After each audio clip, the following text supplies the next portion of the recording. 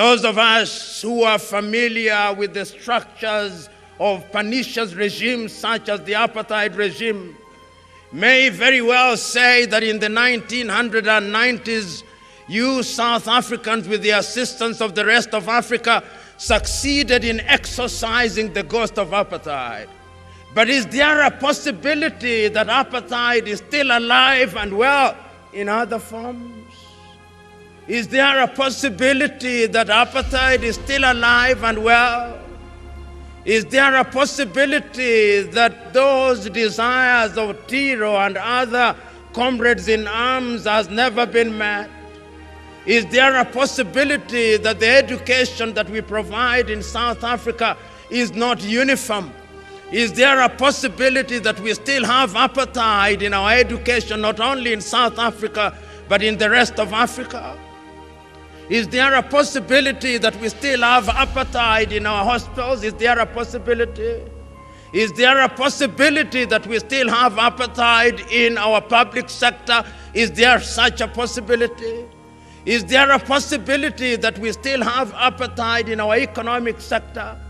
Is it possible that we never succeeded in exorcising these ghosts? Is there a possibility that indeed Tiro was right in posing the question, do we have a fair deal?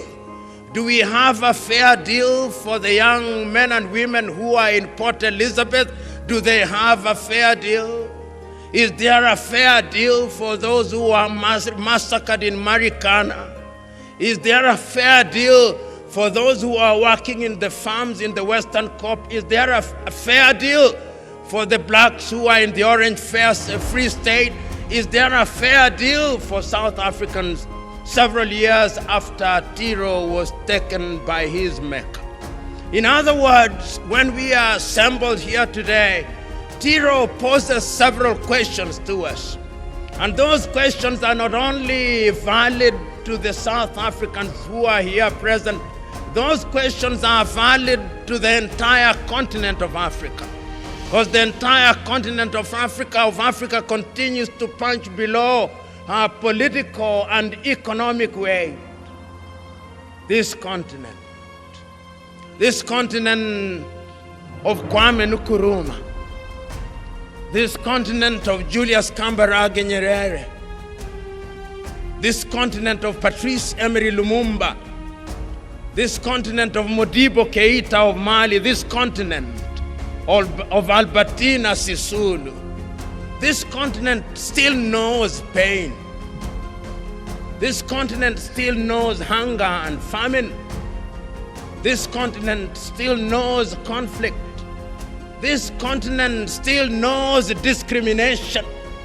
This continent still knows underdevelopment. This continent is not at ease. And if you want to know that this continent is not at ease, you only have to look at each one of the African countries and pose the question that Tiro posed several years ago. You posed to you South Africans, do you have a fair deal? Do the men and women who are working in your factories, are they treated fairly? We know you have made some strides, but is that the best you can do? Tiro would ask, do you have a fair deal?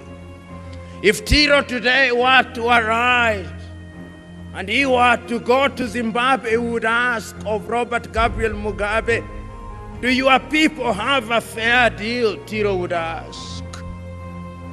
Tiro would go to Mozambique and he would ask in Maputo, do you Mozambicans have a fair deal? And he would move before he goes to other African countries. He would go to Lesotho and Swaziland and ask them, do you have a fair deal? And he would not stop there. He would go to Namibia and ask of the president and the people of Namibia, do you have a fair deal?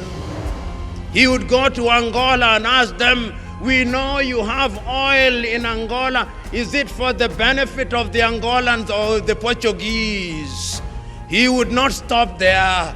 He would move a little to Equatorial Guinea and ask them, we know that you have the highest per capita income in Africa, but is that per capita income the result of voodoo economics? where it is concentrated only in the hands of a few, he would ask, and he would not stop there. He would go to Malawi and Zambia, and he would ask,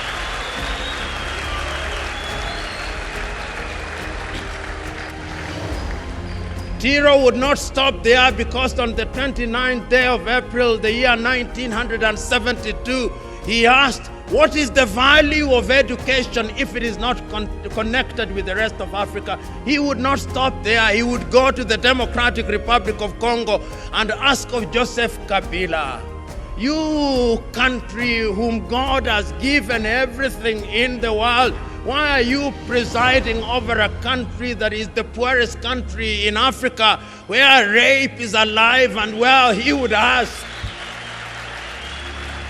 And he would not stop there. Tiro would go upstairs, and he would go to Tanzania, and would go to Kenya, and he would go to Somalia, and he would go to Ethiopia, and he would go to South Sudan, and he would go to the Sudan, and to Egypt, and to Libya, and Tunisia, and Niger, and Central African Republic, and he would go to Gabon, and he would go to Benin, and to Togo, and to Guinea, and to Guinea-Bissau, and to all the countries, and he would pose the same question. And he would not stop there. He would go to Senegal and Cote d'Ivoire and the Gambia and all the African countries and Sierra Leone and Liberia. And he would not stop there. He would go to Mali and Mauritania and Sahrawi and Morocco, and he would pose the same question. So today, when we are assembled here in the memory of a man such as that, the question that we must pose to ourselves, are we children of a lesser God? Are we children of a lesser God that endowed with the resources that we have? The dreams of Abraham Tiro have never been satisfied. What will we tell Tiro? You served in the SRC with Tiro.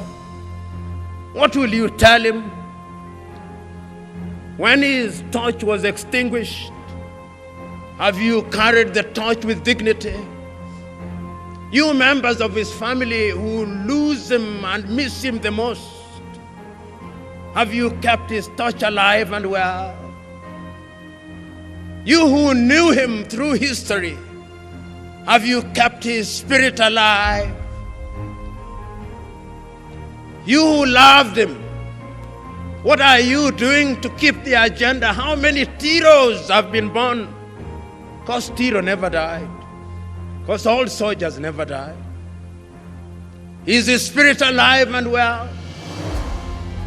Are we doing something about our education that will make Tiro proud? Or we have schools and we are miseducated in those schools?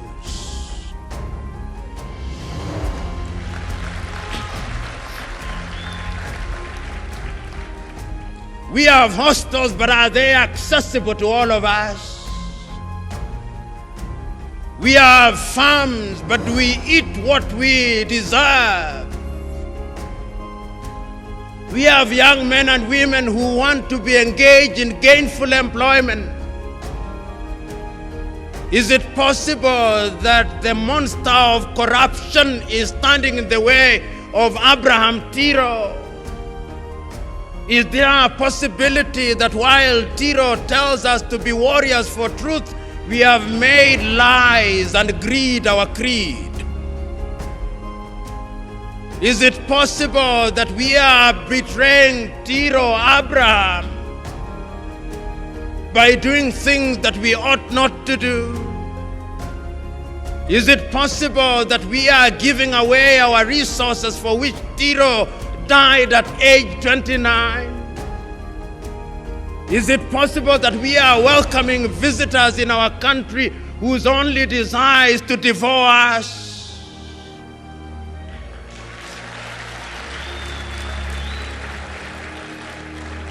Is it possible that we are abandoning our houses to men and women whose only agenda is to decimate us?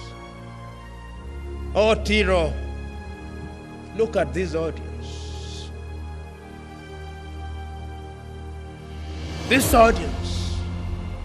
this audience of your fellow South African